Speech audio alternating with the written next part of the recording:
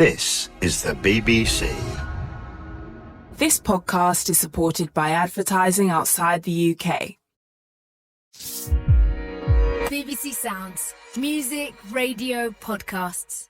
You're listening to Sunday's episode of The Archers from BBC Radio 4.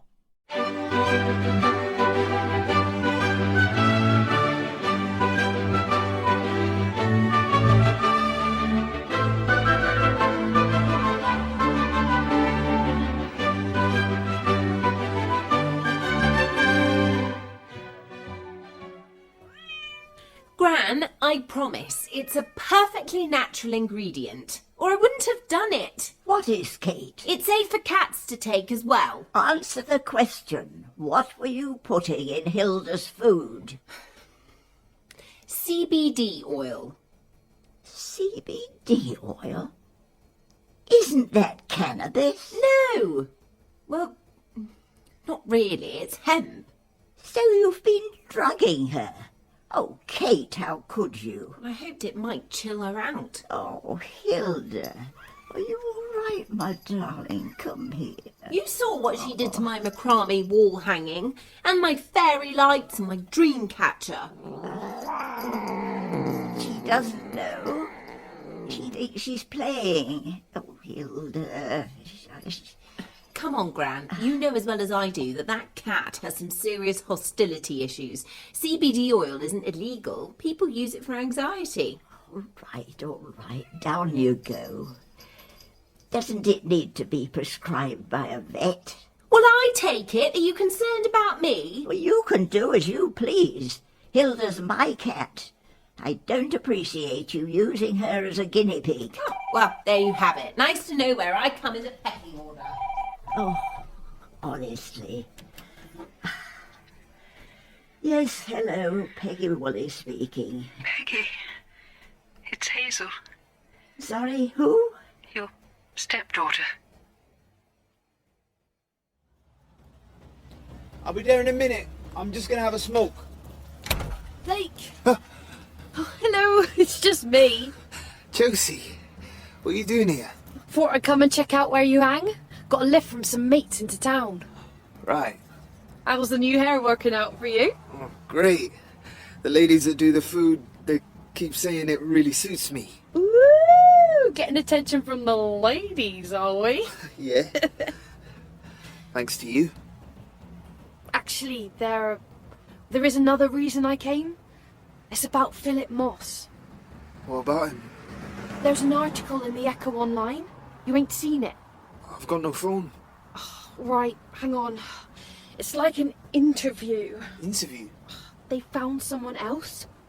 What are you on about, Chelsea? Just a sec. Let me see. Okay, right, here. They don't give their real name, but they work for Philip Moss too. I figured you might know who they are. And how are Tony and the family? Oh, fine, thank you. The farm's as hectic as ever. And Tom's married now, of course. Yes. To Natasha, isn't it? That's right. The first time I knew anything about it was when my agent told me they wanted to rent the flat. Oh, well, to be honest, they took us all by surprise with that. It was a small register office wedding. Oh, don't worry. I wouldn't have expected to be invited. And what about Jennifer and Lillian? What are they up to these days? They're busy. In fact, Lillian's off to Windsor Castle this week. You remember Linda Snell? Of course. Is she still living in Daddy's old house? Yes, she's still at Ambridge Hall. She's been awarded an MBE Goodness. for services to the community. Lillian's going with her to receive it. Well done, her. Although I'm not surprised. I remember how vociferous she was about saving the village shop. And Jennifer? Fine. She's got her hands full helping with Xander. Who's that? Oh, didn't you know? Adam and Ian had a baby. I'd no idea. Well, I never. I always thought it would be Alice and her husband next. Oh, well, Do they have any children yet? one, yes, a little girl, Martha. don't mean to be rude, Hazel, but it's a pleasure to hear from you, of course. You're right. I should get to the point. If you don't mind. The truth is, Peggy, my health hasn't been great. I caught COVID earlier in the year. Oh, dear. And, well, it's taken a long time for me to recover. In fact, I'm still suffering from symptoms now. I'm sorry to hear that. Thank you. The funny thing is, while I was sick, my mind kept drifting back to Ambridge. Especially my childhood. Such happy, golden memories. And it made me realise, despite all the water under the bridge, and even though Daddy's no longer with us, Ambridge is still my home. It's where all my family are, for a start. Yes, of course. Which is why I hoped I might visit. Visit? Right. When exactly were you thinking? How about this week? Here, you do it. Me? I can't read too well. I'm not always great myself. What does it say? It won't be true anyway. Right, you've got to listen, Blake. Cole, that's not his name, remembers meeting Moss when he was sleeping rough. He seemed kind, Cole explains. He had an empty house he was working on. He said I could stay there if I helped him out. Does that ring any bells? I used to call Jordan Cole, because he was like our favourite character in a PlayStation game we used to play. But Mr. Moss was trying to be nice. It's how he found all of us. Oh, right, what about this then? When the job was complete, Moss moved him into a flat with two other previously homeless men. They became my family, says Cole. We played video games together. Wait, that's me and Kenzie. It's got to be. What, so this Cole... That's Jordan. What, you sure? He was the last of the three of us to move in. Keep reading. Chelsea, come on. What else does it say? That night, Moss locked them in, and from then on, Cole was effectively held captive. I was desperate to get away, but was too terrified. I had no money, no identification, and I was scared of being back on the streets. Jordan never said that. We liked living together. I'm only reading what it says here. Since being rescued and with the help of a charity, Cole has discovered Moss was claiming his benefits. Over the 3 years he'd been forced to work without pay. This amounted to thousands of pounds. That's so much? Do you know what was going on with your benefits? No. But Mr. Moss, he always told us we didn't have to bother with that stuff. That's why it was better working for him. He wouldn't steal. You certain about that?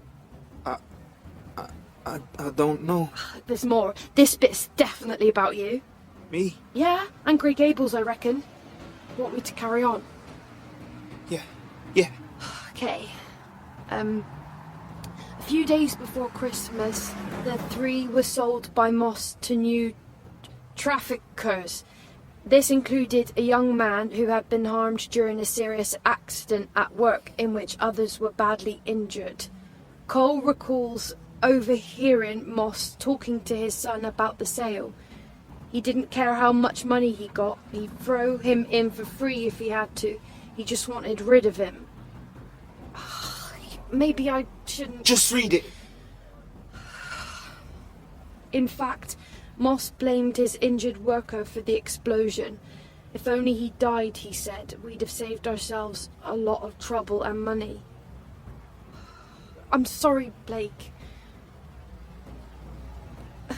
Well, Jordan got away, though. At least now you know the truth. You're lying. But Philip Moss never cared. He ain't the nice guy you thought he was. Go away. Blake, listen. I said leave me alone! What are you doing, Blake? Stop it! Don't! Blake! The only only problem is that's the day I visit Christine at the Laurels. I wouldn't want to let her down. Don't worry. I can entertain myself. But if you're travelling all this way... Or I could always join you. I'd love to see Auntie Chris again. Well, yes, that's another option, of course. That's settled then. I'll ring Grey Gables now. Book myself a room. Right. How exciting. Peggy, honestly, after these last few months, I can't tell you how good it'll be to see you. It's been a long time since I've had anything to look forward to.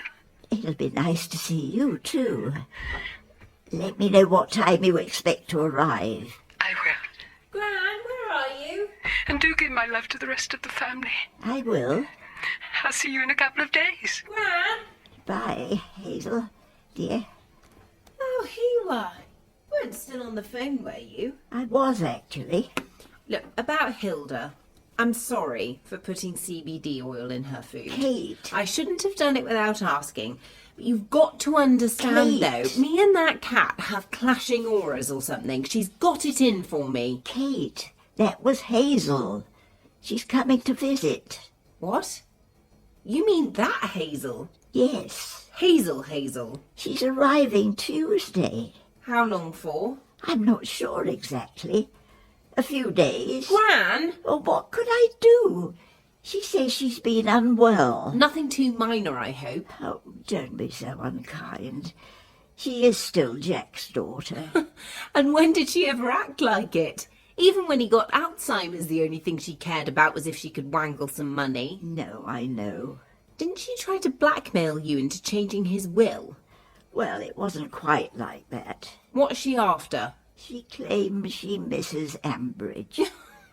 Well, I wouldn't have believed it either. But hearing her talk on the phone, she sounded so warm and genuine. One has to believe people can change. Change, maybe, but turn into someone completely different. I don't know, Kate. All I can tell you is that she seemed different. What can we do except give her a second chance? Have you got your phone off or something? It ain't funny. You said you'd wait in the square for me. How am I supposed to get home? Chelsea! Chelsea, wait! Look, I'm sorry, Blake, okay? It's my fault. I shouldn't have shown you the article. Just hang on. I've got to go. Please! I'm okay now. I didn't mean to scare you. Chelsea, you were right. Everyone was. You all kept telling me Mr. Moss was bad. I'm the one who's stupid. Don't say that. But it's true. No, it It is! I've always been an idiot. I wish I had died in that explosion too. Blake, Not like anyone would miss me. stop it. Don't talk like that. You know, when Mr. Moss came and found me in the hospital, he said he'd make sure I didn't get into trouble. He was just protecting himself, wasn't he? Same as when he sold us. He knew exactly what was going to happen. He knew they'd split us up. Look, maybe there's someone you could talk to. I don't know. Harrison, perhaps. Harrison? You know? Well, now you know the truth. Please, Blake. I get it's a shock finding out about Philip Moss, but not everyone's like him. They'll help you deal with all this. You reckon? You just need to trust them. If you can.